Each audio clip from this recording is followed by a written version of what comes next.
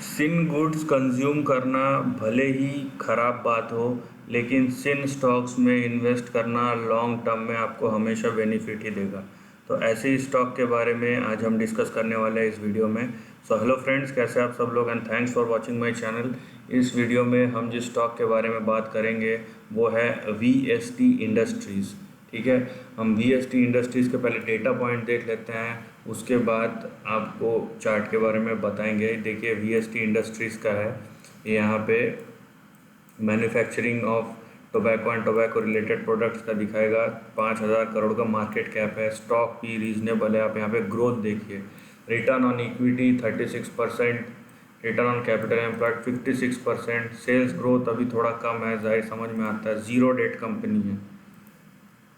आप अगर देखेंगे यहाँ पे तो ये 2008 में 36% का था, वहाँ से 70% तक गया, और ये पिछले 5, 6, 7 साल से आप देखिए कंसिस्टेंटली 50% के ऊपर है। मतलब आप जो कंपनी जो कैपिटल डिप्लॉय कर रही है वो 2 साल के अंदर अंदर उसका पूरा का पूरा वापस आ जा रहा है। तो आप समझ सकते हैं प्रॉफिटेबिलिटी इस कंपनी में कितनी ज़्यादा है।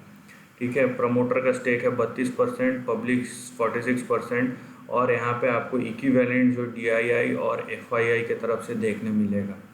नाउ यहाँ पे ओवरऑल अगर आप एक झलक मारते हैं फंडामेंटल्स के तरफ, तो यहाँ पे आपको दिखेगा कि प्रॉफिटेबिलिटी कंपनी की बहुत अच्छी है, और डिविडेंड यील्ड देखिए 3% का करेंट प्राइस पर डिविडेंड यील्ड भी है। ठीक है, तो कंपनी की प्रॉफिटेबिलिटी और उसका ग्रोथ देखिए, और उस खास बात यह है कि ज़ीरो डेट पे, मतलब जो उससे प्रॉफिट हो रहा है उसी से अपना बिजनेस रन कर रही है। मतलब कंपनी जो अपने बिजनेस के थ्रू कैश जनरेट कर रहा है, प्रॉफिट नहीं कैश जनरेट कर रहा है, उसी से वो अपना बिजनेस रन कर रही है। तो ये एक बहुत इंपॉर्टेंट और बहुत पॉजिटिव चीज़ है।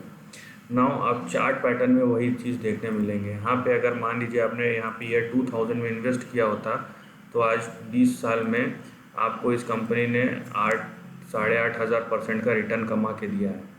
नंबर 2, यहाँ पे आप जितने भी हवाबाजी सुने कि भाई सिन गुड्स है, ये करो वो करो बैन करो, वो ठीक है, वो पॉलिटिकल बातों के लिए ठीक होता है, लेकिन वो चीज़ सबको पता चल गया है अभी तक कि ये चीज़ कभी बैन होता नहीं है। क्यों? क्योंकि ये एक सोने के अंडे देने वाली बतख है, चाहे वो स्टेट गवर्नमेंट हो या सेंट्रल गवर्नमेंट हो, क्योंकि सबसे ज़्यादा जो रेवेन्यू जनरेट होता है, जो टैक्स जनरेट होता है, वो सिन गुड से ही होता है। ठीक है, तो भले ही वो टैक्स लगा दे, लेकिन बात यह है कि ये सब एक ऐसी चीज़ है जो लोग करना बंद नहीं करते, और गवर्नमेंट जितना भी टैक्स लगा दे, आप देखिए over a period of time वो न्यूट्रलाइज हो जाता है। क्योंकि लोग अपना कंजम्पशन बढ़ाए ना बढ़ाए, पहली बात तो बंद नहीं करते, दूसरी बात जैसे जैसे उनके पास पैसा आते रहता है और नए लोग जुड़ते रहते हैं उस कड़ी में या फिर उस प्रोडक्ट के कंजम्पशन में, तो वो सब चीज़ें न्यूट्रलाइज हो जाती है over a period of time. तो आपको चार्ट में कहीं पे भी प्राइस पैटर्न में एज अ इन्वेस्टर अगर आप है, तो लॉन्ग टर्म में आपको इसने रिटर्न्स ही कमा के दिया है, इसने आपको निराश नहीं किया है। सो इसीलिए मैंने शुरू में ही बोला कि भले ही सिन गुड्स कंज्यूम करना अच्छा ना हो, लेकिन सिन गुड्स के स्टॉक में इन्वेस्टर बनना आपके लिए बहुत फ़ायदेमंद होता है। तो यहाँ पे देखिए, आप ओवरऑल ट्रेंड दिखेगा आपको, और किस तरीके का ट्रेंड है यहाँ पे क्लियर कट पता चल रहा है।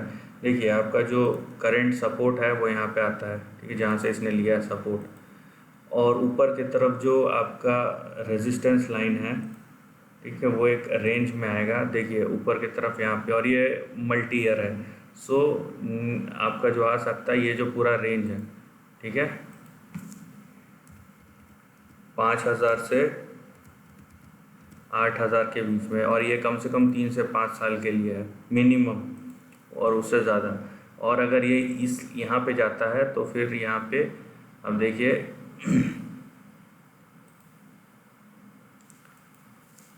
फिर ये 8,000 से 14,000, ये इतना बड़ा रेंज आपको ओवर पीरियड ऑफ टाइम देखने मिल सकता है। ये slow return, slow growth, then price जो है धीरे धीरे बढ़ता है, लेकिन over a period of time ये बढ़ता है। और ये रेंज को मैं आपको एक्सप्लेन कर देता हूँ कि देखिए प्राइस यहाँ टच हो सकता है, यहाँ पे भी टच हो सकता है, इसलिए मैंने पूरा रेंज लिया साइमल्टेनियसली।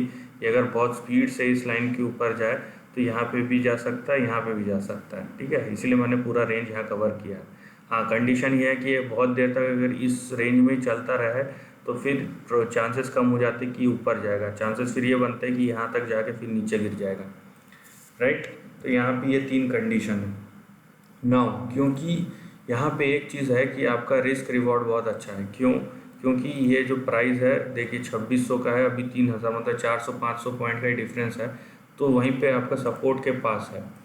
और यहाँ पे अगर सपोर्ट टूटता है तो यहाँ इसीलिए रिस्क रिवॉर्ड बहुत अच्छा बन जाता है, क्योंकि रीजनेबल वैल्यूएशन है तो, और सपोर्ट के पास है, लॉन्ग टर्म सपोर्ट के पास अगर है तो जाहिर सी बात है ऊपर अपसाइड का जो प्रोबेबिलिटी बढ़ जाता है।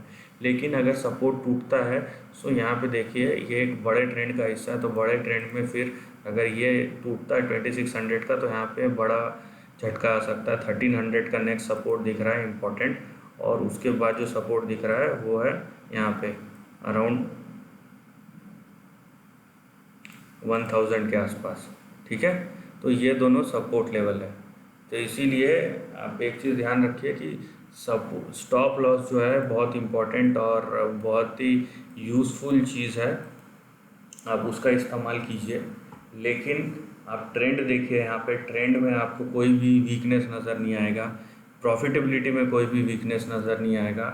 2-3% का डिविडेंड यील्ड है, सो आप जब सेविंग अकाउंट पे जो भी इंटरेस्ट कमाते हैं उससे ज़्यादा ही कमा लेंगे इस स्टॉक में, राइट। तो आपको एक मल्टी फैक्टर रिटर्न देने में ये केपेबल है। सो अगर आप देख रहे हैं स्लो ग्रोथ, लेकिन स्लो ग्रोथ मैं बोल रहा हूँ in terms of share price, लेकिन कंसिस्टेंट कंपाउंडिंग जहाँ पे हो सकता है तो ये प्रोबेबली अच्छा ऑप्शन है, इररिस्पेक्टिव ऑफ कि यहाँ पे बंद करो बैन करो इसके बावजूद भी। So this is the end of the video. आपको अगर वीडियो पसंद आए तो लाइक और शेयर कीजिए, थॉट्स कमेंट सेक्शन में लिख के बताइए, और ऐसे ही नए कंटेंट के लिए चैनल को प्लीज़ सब्सक्राइब कीजिए। Lastly, take care of your family and friends.